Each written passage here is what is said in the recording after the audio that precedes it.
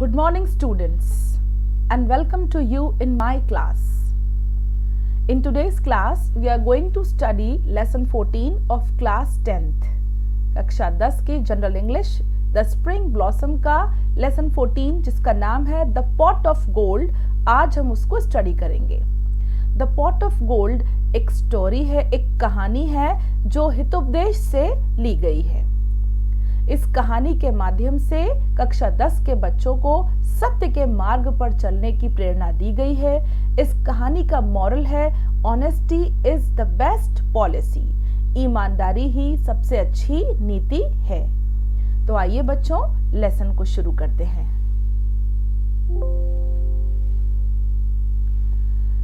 यहाँ इस कहानी में सुबुद्धि और कुबुद्धि दो चरित्र हैं जो कि मुख्य पात्र के रूप में है। दोनों ही बेस्ट फ्रेंड्स हैं, अच्छे मित्र हैं। जैसा कि नाम से पता चल रहा है, सुबुद्धि यानी अच्छी बुद्धि वाला और कुबुद्धि यानी बुरी बुद्धि वाला। तो ये दो दोस्त हैं जिनसे कहानी की शुरुआत होती है। तो आइए हम शुरू करते हैं। Subuddhi and Kubuddhi were two friends who lived in a certain village. Subuddhi was an honest and a holy man and led a good life. Kubuddhi was a wicked man and led a life of drinking and gambling. In a little while, Kubuddhi had finished all his money and was penniless. He went to Subuddhi and said, "Friend, we are both poor and do not have money. Let us leave this city and go to another country." कहानी कुछ इस प्रकार शुरू होती है कि सुबुद्धि और कुबुद्धि दो मित्र हैं जो कि एक विलेज में रहते हैं, एक गांव में रहते हैं। सुबुद्धि was an honest and a holy man. यहाँ इस लाइन में सुबुद्धि के चरित्र के बारे में बताया गया है कि सुबुद्धि कैसा व्यक्ति है। तो ध्यान से सुनना है क्योंकि यह प्रश्न आपको बोर्ड परीक्षा में पूछा जाता है। Subuddhi was an honest and a holy man. Subuddhi एक ईमानदार और एक धार्मिक प्रवृत्ति का व्यक्ति है। And led a good life, जिसने अपना जीवन बहुत अच्छी तरह व्यतीत किया है। Kubuddhi was a wicked man, और इसके कॉन्ट्ररी, इसके विपरीत कुबुद्धि एक विकेड मैन है, एक बुरे व्यवहार वाला व्यक्ति है। And led a life of drinking and gambling, और जिसने अपना जीवन ड्रिंकिंग यानी शराब पीकर और गैम्बलिंग यानी जुआ और सट्टा खेलकर गुजारा है। In a little while Kubuddhi had finished all his money and was penniless.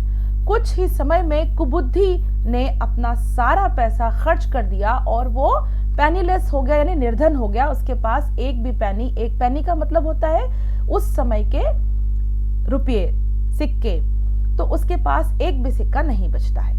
He went to Subuddhi and said, और जब वो पैसे समाप्त होने के बाद सुबुद्धि के पास जाता है और उससे कहता है कि friend we are both poor and do not have money. हम दोनों ही गरीब हैं और अब हमारे पास पैसे नहीं बचे। Let's leave this city and go to another country. हमें ये शहर छोड़कर किसी दूसरे शहर चले जाना चाहिए, किसी दूसरे कंट्री चले जाना चाहिए। क्यों? क्योंकि अब हमारे पास पैसे नहीं बचे हैं। सुबुद्धि अग्रीज। यह सुनकर सुबुद्धि जो है वो एग्री हो जाता है, सहमत हो जाता है। And the two set out on a journey and travelled to many countries. दोनों ही दूसरे कंट्री के लिए यात्रा पर रवाना हो जाते हैं। They enjoyed looking at the new cities and their people and their way of life. Many years passed by and they could not make much money because they were always traveling.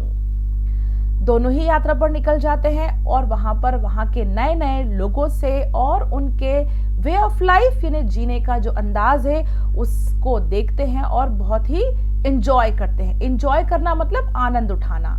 Many years passed, ऐसा करते करते कई साल बीत जाते हैं। But they could not make much money, लेकिन वे ज्यादा पैसा नहीं कमा पाते because they were always traveling, क्योंकि वे हमेशा ही ट्रैवलिंग का मतलब होता है यात्रा पर रहते थे। क्योंकि आपको पता है यात्रा करने में हम नए शहर में हैं, वहाँ हमें खाने का भी खर्चा देना है, रहने का भी खर्चा देना है, काफी खर्चा उनका जो भी वो रुपया कमाते थे ट्रैवलिंग में हो जाया करता था, तो वो ज्यादा पैसा कमाने में सफल नहीं हो पाते। Then one day suddenly their luck changed. While traveling through the forest, the two friends discovered a pot containing 1,000 gold coins. The friends were very happy about their discovery and danced and joy. Then अचानक से क्या होता है, उनका जो luck है, luck मतलब होता है भाग्य, वो चेंज हो जाता है, वो बदल जाता है। ट्रैवलिंग करते समय, यात्रा के दौरान जब वो फॉरेस्ट यानी जंगल से गुजर रहे थे, तो उनको एक गोल्ड कॉइन से भरा हुआ पॉट मिलता है। पॉट मतलब होता है घड़ा। तो वो घड़ा किससे भरा हुआ है? सोने के सिक्कों से भरा हुआ है। और कितने सिक्के हैं उसके अंदर? 1 2 3 नहीं, बल्कि 1000 सिक्कों से भरा हुआ एक घड़ा उन्हें मिलता है। तो वो बहुत खुश होते हैं, बहुत प्रसन्न होते हैं अपनी इस डिस्कवरी पर, अपनी इस खोज पर, और उसके बाद वे नाचते हैं और मजे करते हैं। Let us now return home, said Subudhi. We have got what we have been looking for. This is enough to make both of us rich. There is no use of traveling any further. Let us divide the gold between us. You take your share, I shall take mine. On returning home, we shall treat our friends with fine dinners. We are rich now. अब आपस में बात करते हैं, क्या कहते हैं? Let us now return home. अब तो हमें सोने के सिक्कों से भरा हुआ घड़ा मिल गया है, हमें ऐसा करना चाहिए, घर लौट जाना चाहिए। किसने कहा? Said सुबुद्धि। सुबुद्धि ने ऐसा कहा। We have got what we have been looking for. हम पैसों की तलाश में ही तो निकले थे और अब हमें पैसे मिल गए हैं। That is enough to make both of us rich. अब ये जो 1000 सोने के सिक्के हैं, हम दोनों को अमीर बनाने के लिए पर्याप्त हैं। Enough यानी पर्याप्त है, काफी हैं। There is no use of traveling any further. और अब हमें आगे यात्रा पर जाने का कोई औचित्य नहीं बचा है। हमारी खोज पूरी हो गई, हम पैसा चाहते थे, हमें पैसा मिल गया है। Let us divide the gold between us. हम दोनों को आपस में इन गोल्ड कॉइन्स को बांट लेना चाहिए।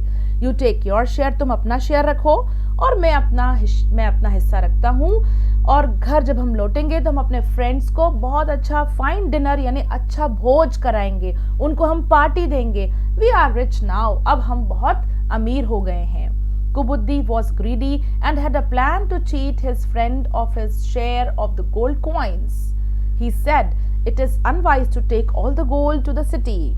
When the friends see so much money, they will ask us to lend some to them, or they may even steal it. Let's take 100 coins each and bury the remaining in the forest. We can always come back and take the money whenever we need it." यहाँ पर आप देखिए परिवर्तन किस प्रकार से आता है। सुबुद्धि तो घर जाने की सलाह दे रहा है और कह रहा है कि वी आर रिच नाउ, हम अब अमीर हो गए हैं। These coins are enough for us. ये जो कॉइन्स हैं, सोने के सिक्के हैं, हमारे लिए पर्याप्त हैं। लेकिन कुबुद्धि जो था वो ग्रीडी था, वो लालची था। Kubuddhi was greedy and had a plan to cheat his friend. और उसने अपने मन में अपने फ्रेंड सुबुद्धि को चीट करने के लिए, उसको धोखा देने के लिए एक प्लान, एक योजना बना ली। किस मामले में वो चीट करना चाहता था? वो सुबुद्धि के गोल्ड कॉइन्स के शेयर को लेना चाहता था। तो उसने क्या कहा? It is unwise to take all the gold coins to the city. ये बात ठीक नहीं होगी। अनवाइज मतलब ठीक नहीं होगी कि हम अपने सारे गोल्ड कॉइन्स सिटी ले जाएं। हमारे फ्रेंड्स जब इस मनी को देखेंगे, they will ask us to lend some to them, तो वो जरूर इतना पैसा देखकर हमसे कुछ उधार मांग लेंगे। और दे मे इवन स्टील इट, हो सकता है वो इन गोल्ड कॉइन्स में से कुछ पैसा चुरा भी ले। तो लेट्स टेक 100 कॉइन्स ईच। तो ऐसा करते हैं, इन 1000 कॉइन्स में से हम केवल 100 कॉइन्स दोनों मित्र लेकर चलते हैं और बाकी का गोल्ड कॉइन्स का जो पॉट है उसे हम फॉरेस्ट में, जंगल में ही बरी करना। बरी मतलब होता है दफन करना, गड्ढा खोद के किसी चीज को गाड़ना। We can always come back and take the money whenever we need it. हम कभी भी, जब हमारा पैसा खत्म हो जाएगा, कभी भी अपनी सुविधा के अनुसार वापस आकर यहाँ से गोल्ड कॉइन्स को निकाल कर ले जा सकते हैं।